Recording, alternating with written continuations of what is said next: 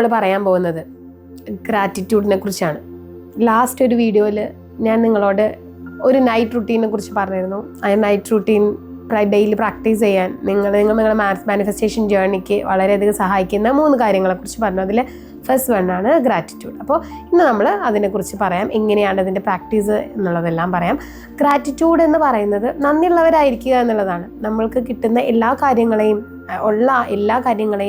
ഇനി കിട്ടാൻ പോകുന്ന എല്ലാ കാര്യങ്ങളെയും അപ്രിഷ്യേറ്റ് ചെയ്യുക എന്നുള്ളതാണ് ഗ്രാറ്റിറ്റ്യൂഡ് കൊണ്ട് ഉദ്ദേശിക്കുന്നത്.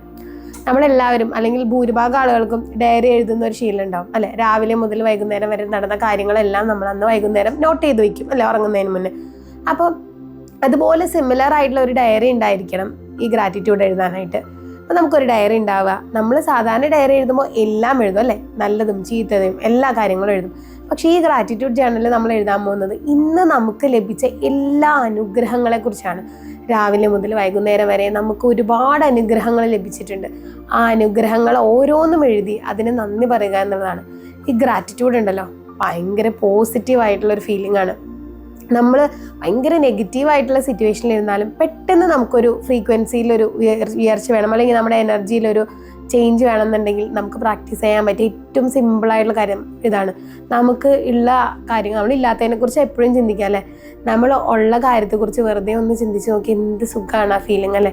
എനിക്ക് ഇന്നിന്ന കാര്യങ്ങളൊക്കെ ഉണ്ടല്ലോ, ഇതൊക്കെ ഇല്ലാത്ത എത്രയോ ആളുകളുണ്ടെന്ന് നമ്മളൊന്ന് വെറുതെ ചിന്തിച്ച് നോക്കുമ്പോഴുണ്ടല്ലോ നമ്മളുടെ ആ ഒരു ഇപ്പോഴത്തെ ആ ഒരു നെഗറ്റീവ് സ്റ്റേറ്റ് പെട്ടെന്ന് തന്നെ പോസിറ്റീവ് ആവുന്നതും പെട്ടെന്ന് തന്നെ ആ എനർജിയിൽ ഒരു ചേഞ്ച് വരുന്നതായിട്ട് കാണാം. അപ്പോൾ ഇത് ഡെയിലി പ്രാക്ടീസ് ചെയ്ത് കഴിഞ്ഞാലോ നമ്മൾ അത്രയും പോസിറ്റീവായിട്ടുള്ള എനർജിയിലേക്കും പോസിറ്റീവായിട്ടുള്ള ഫ്രീക്വൻസിയിലേക്കും മാറും.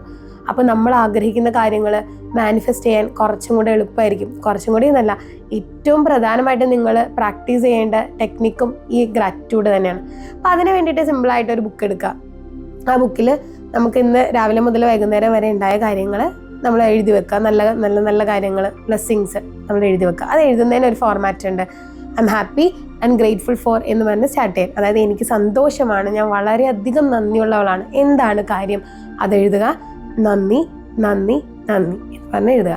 ഇനി ഈ ഗ്രാറ്റിറ്റ്യൂഡ് നമുക്ക് ഇന്ന് ലഭിച്ച കാര്യങ്ങൾക്ക് മാത്രമല്ല, ഇനി നമുക്ക് ലഭിക്കാനിരിക്കുന്ന കാര്യങ്ങൾക്കും എഴുതാം. നമ്മൾ എന്താണോ മാനിഫെസ്റ്റ് ചെയ്യാൻ ആഗ്രഹിക്കുന്നത്, എന്ത് കാര്യമാണോ നേടേണ്ടത്, ആ കാര്യം നമുക്ക് ഇപ്പോൾ ഉണ്ട് എന്നുള്ള രീതിയിൽ നമുക്ക് അതിനോട് ഗ്രാറ്റിറ്റ്യൂഡ് പറയാം. ഇപ്പോൾ എനിക്കൊരു വീടാണെന്നുണ്ടെങ്കിൽ I'm happy and grateful for this beautiful house എന്ന് എഴുതാം.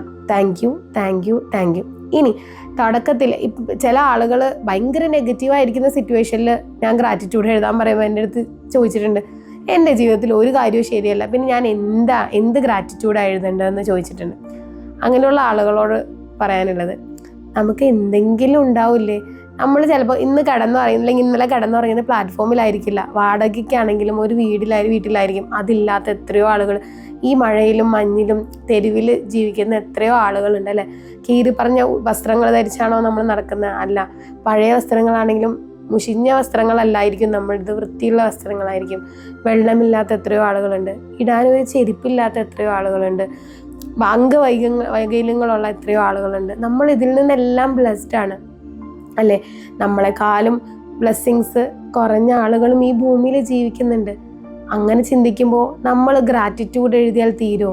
ഇല്ല. അത്രയധികം നന്ദി പ്രകാശിപ്പിക്കാൻ നമുക്കുണ്ടാവും. അങ്ങനെ ഓരോ കുഞ്ഞു കാര്യങ്ങളിലും നന്ദിയുള്ളവരാകുക എന്നുള്ളതാണ് ഏറ്റവും പ്രധാനപ്പെട്ട കാര്യം. നമ്മൾ നന്ദിയുള്ളവരാകുമ്പോൾ എന്താ സംഭവിക്കുന്നതെന്നറിയോ?